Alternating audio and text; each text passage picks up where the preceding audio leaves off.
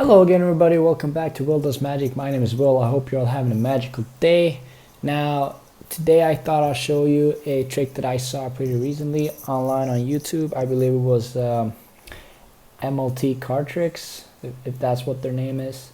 It's a pretty simple trick that requires a bit of a setup, but it's got a great effect at the end, and it's a very unique effect that I haven't seen so far, so I hope you will enjoy it.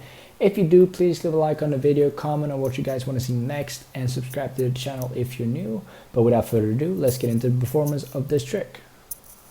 Alright, so for this trick guys, all you need is a deck of cards, so we can give the deck a quick little shuffle, and I'm going to have you select any card you like. So let's say select the card right over here. Now I want you to take a look at the card, and I'm going to try not to see it myself.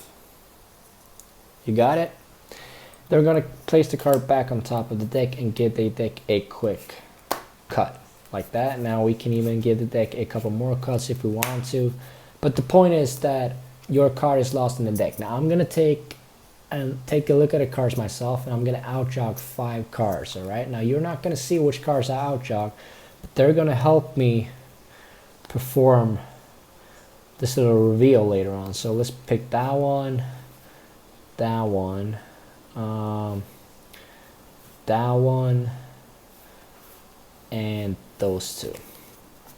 Alright, so I've outjogged 5 cards right now. Now this is a very special thing because I'm going to try and find your card in about 5 seconds. Now you're going to see why.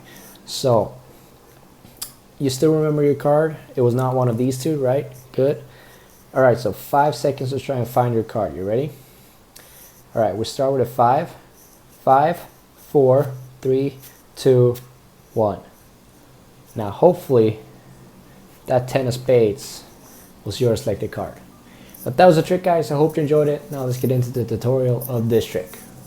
So as I said guys, this trick does require a bit of a setup. You can pick whichever 2 to 5s you want, but you want the 5, the 4, the 3, and the 2 of any suit.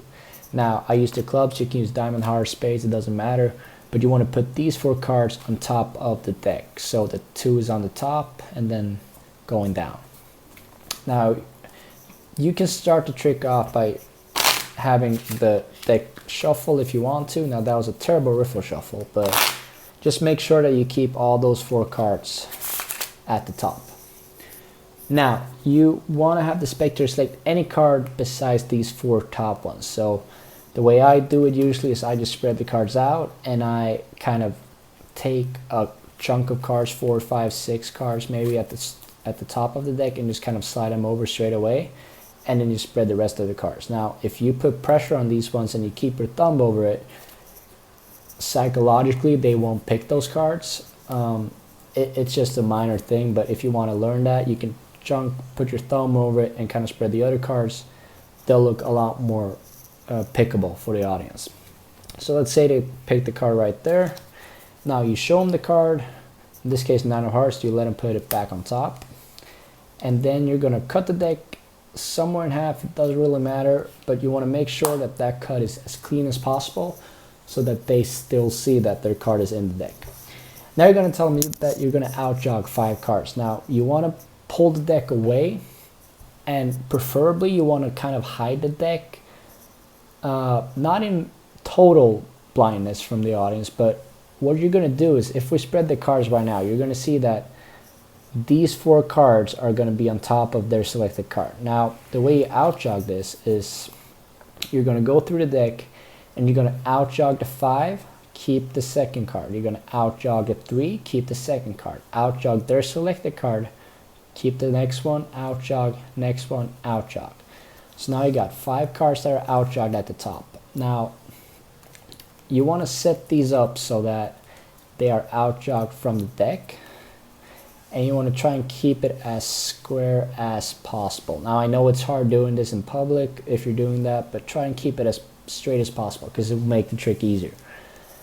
From here, what I like to do is I like to keep a quite firm grip with thumb, index, long ring, pinky perhaps if you want to. I usually don't, but you can kind of keep it there just for visual assistance, I guess. Because what's going to happen is you're going to use your either long ring or only long finger, and you're going to push these cards, all these 5, towards the bottom. Now what's going to happen is that as you're pushing these cards, they're going to force those cards that are right in between to go to the other side. So 5 goes to 4, and now the same thing backwards. You use your thumb, so 4 goes to 3.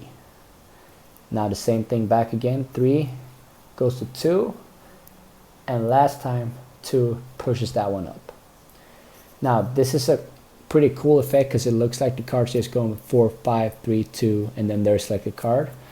And the easier you can do this move, the more natural and smoothly it will look. So you out jog those 5 cards. Now you tell the spectator, all right, I'm gonna try to find your card in about, say, 5 seconds. Now they're not gonna believe you, so you say, all right, watch this, we got the 5 right here, and then same thing, index long, whatever you want to use, 5, keep a quite firm grip, 5, 4, 3, 2, 1.